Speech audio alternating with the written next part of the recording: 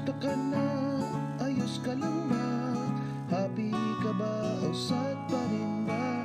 Kaya't halika na, sumama ka na sa pinagrupi na at iba pa. Bata matanda, biyuda at biyuda, may asawa man o kaya'y wala. Sama-sama tayo'y maglakbay, dito ka na, di ka na mag-iisa. Bebop na tayo, bebop na. Let us be hip and let us up, tara sa munting tahanan, tahanan ni Kristo.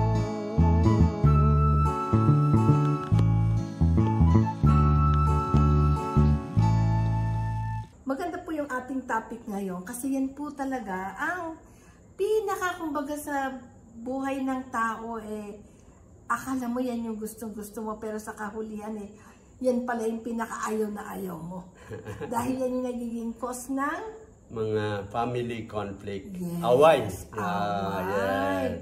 Grabe talaga, di ba? Kaya nga ang title natin ay My Idol. Sino ba ang idol nyo? Ano ba yung idol? Ano para sa'yo? Ang idol. Pag sinabi mong word na idol, parang siya yung hinahangaan mo, siya yung gustong-gusto mo, no? Parang favorite mo, no? Siya yung best para sa iyo. Pag sinabing idol, Yan. parang sinasanto mo siya. Yun. Yun, di ba? Parang ang focus ng lahat ng gusto mo sa buhay sa kanya.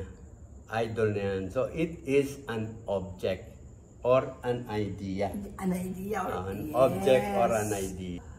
Parang siya na yung nagdidikta sa buhay mo. Yun yung parang naiiba ka na. Ano yun? Yan yung sinasabi na parang yan yung Diyos-Diyosan mo. Yan, totoo. Diyos-Diyosan. Totoo yan. Kaya di natin nabigyan ng pagbabantay, vigilance, pwede talagang masira ang family. Correct. Kaya nga ito, tingnan mo, itong kinuha natin, homily to ni Pope Francis, nung 2013 pa to, no? Imaginein mo, pero ang ganda-ganda. Talagang si Lord, parang gusto niya talagang mapag-usapan natin to. Kasi pero mo 2013 pa nakita natin. Diba? Ito yung sa mass niya sa St. Peter's Square. Idols promise life, but in reality, they take it away. The true God does not demand life, but gives it a gift. Pagka pala idol, hindi mo ma-i-release, hindi mo ma-ipamigay.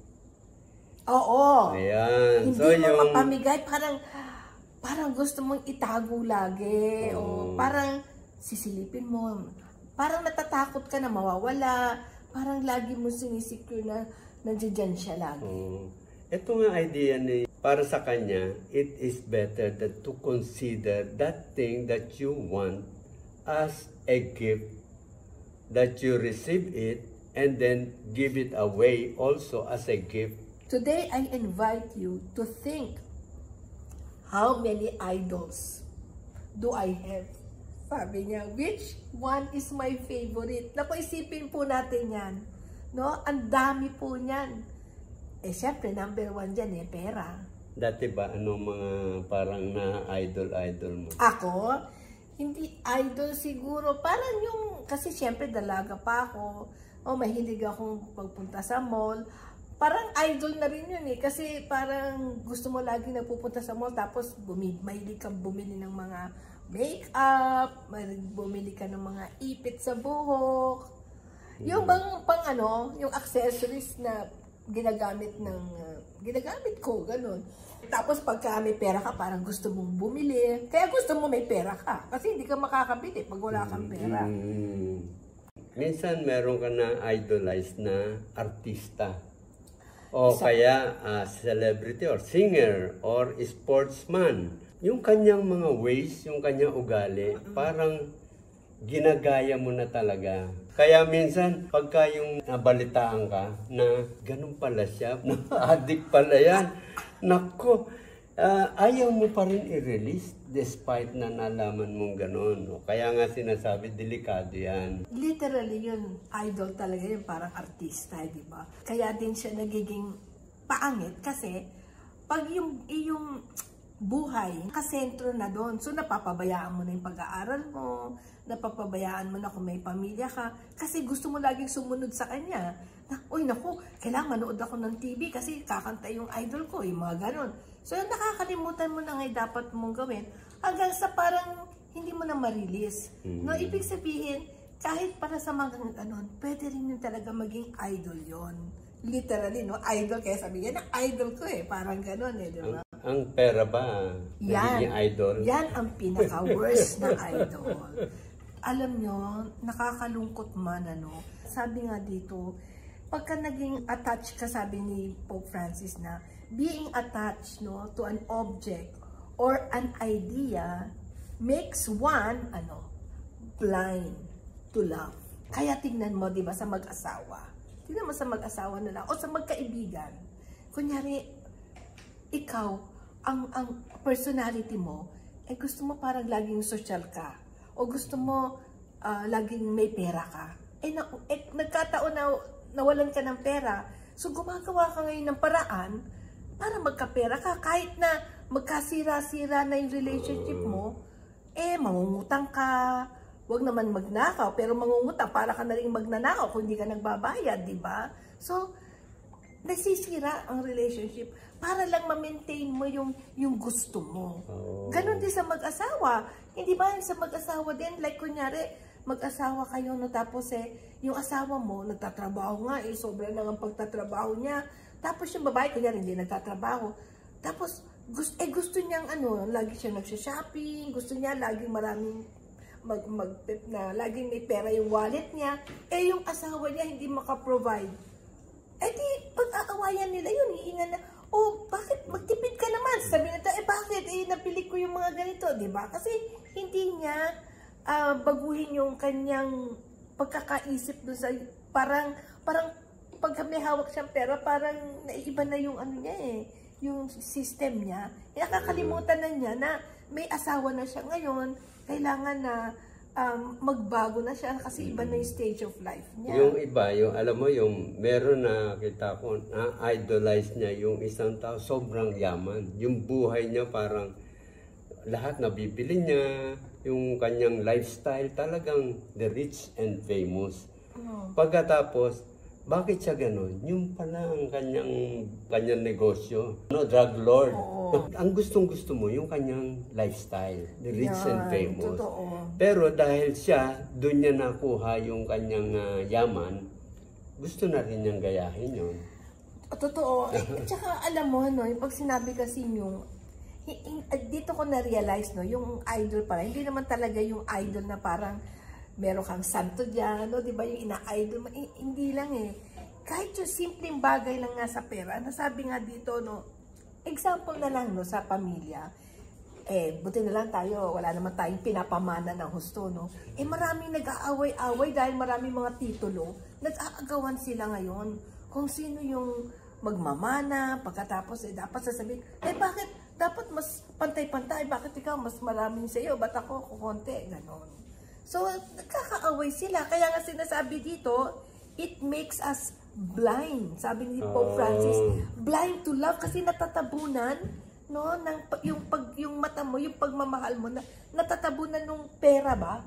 Yung nakikita mo, hindi mo na nakikita yung tao. Kaya minsan sabi nga dito, pati husband, lahat na kamag-anak mo, wala na yan sa'yo Basta makuha ko yung gusto ko. Kaya it makes us blind. Tapos, and in order to truly love, we must be, free from all this idol. So, paano po tayo magiging free? Pinag-uusapan natin, ang hirap. Pero, ang good news po, maaalis po natin yan. Sino pang tatawagin natin? Siyempre, si God.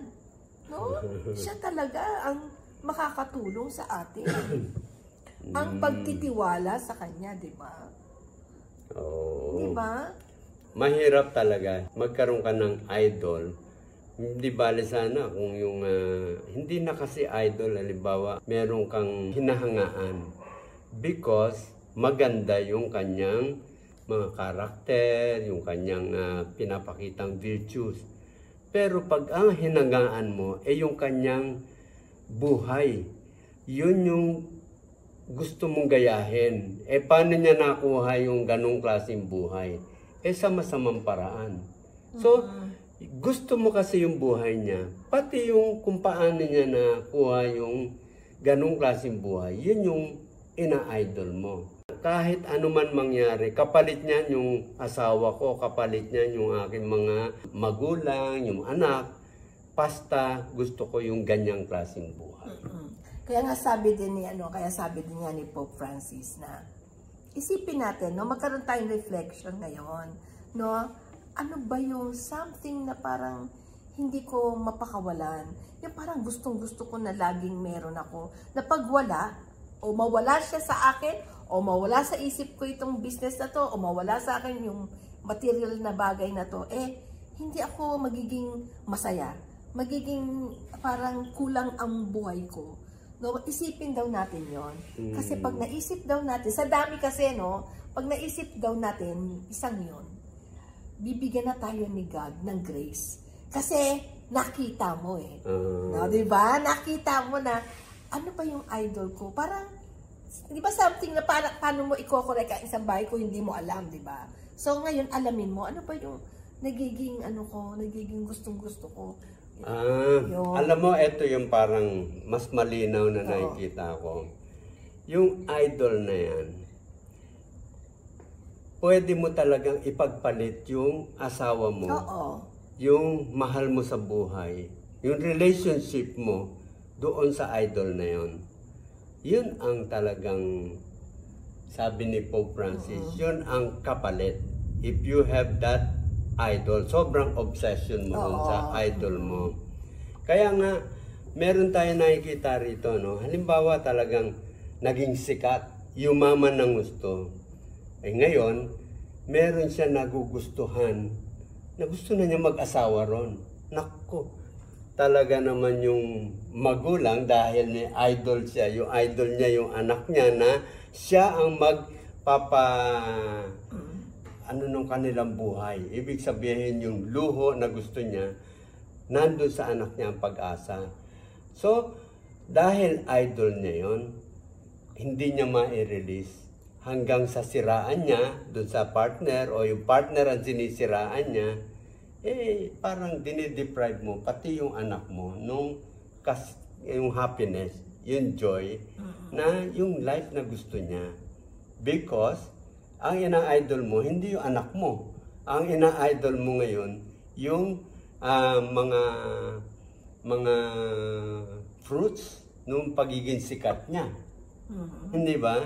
So, ayan yung isang delikado. Kaya nga sinasabi natin, mahirap yung idol because it deprives you of your right to love, yung relationship mo, gine-give up mo because of your idol. Kahit ano man mangyari, kapalit niyan yung asawa ko, kapalit niyan yung aking mga... Kaya nga, sabi talagang mo yon lahat, no? Kasi yun yung mo okay. So, ganito ngayon, kung i-resolve, you have to make a decision. Ano ang mas mahalaga? Itong idol ko o yung relationship ko? To whoever. Kasi ang relationship, parang ibig sabihin, it is something to do with yung aking mga mahal sa buhay. Family, no? Relationship ko yan. Pero, ipagpapalit ko ba yung idol ko with my relationship? Saan ka kaya magiging masaya? Kaya nga tayo may family Kasi yan po talaga yung tatakbuhan natin. No, pag meron tayong mga problema, pag masaya tayo, kasama natin sila. Ngayon, pag may pride tayo at ayaw natin, pero... Kaya pala kasalanan yun, tinatawag na greed. It is greed. Di ba? Kaya yun pala yun. Pagka pumasok na sa yung greed, that means it will lead you to yung tinatawag miserable life later on. Okay, so siguro medyo naintindihan Mahaba na, ano na natin ngayon? Naintindihan na nila. How to protect that relationship. Yes. To protect that relationship, etong kay God na ngayon ang ating basihan. Si God, sabi niya, it is love that will conquer everything. Yes. It is love that will give you yung happiness na talagang tuloy-tuloy. Yes. At saka number 1 po, kaya yung idol pinupusigi nyo, kunyari nawala, mag-trust tayo kay God. Na kung ano man yung problema natin, si God ang solution, hindi po yung idol natin. At saka yung idol natin, ang pangako niya ibigay sa iyo are all joy, masayang buhay, walang problema, walang conflict. And that is not true. Because yung ating Panginoong Jesus is leading us to a kind of life that is where there is sacrifice. Amen. True love is always coupled with sacrifice. Ito Yes. yung pagbibigay ng iyong sarili dun sa minamahal mo. Okay na tayo. Oh. Yan. So, ang huling last sentence ni Pope Francis dito at para sa ating lahat, sabi niya, "What is my idol? Remove it and throw it out in the window." Yes! So, see you again Okay. tomorrow on P-Pop Live next Sunday. Yes! Bye-bye. Bye!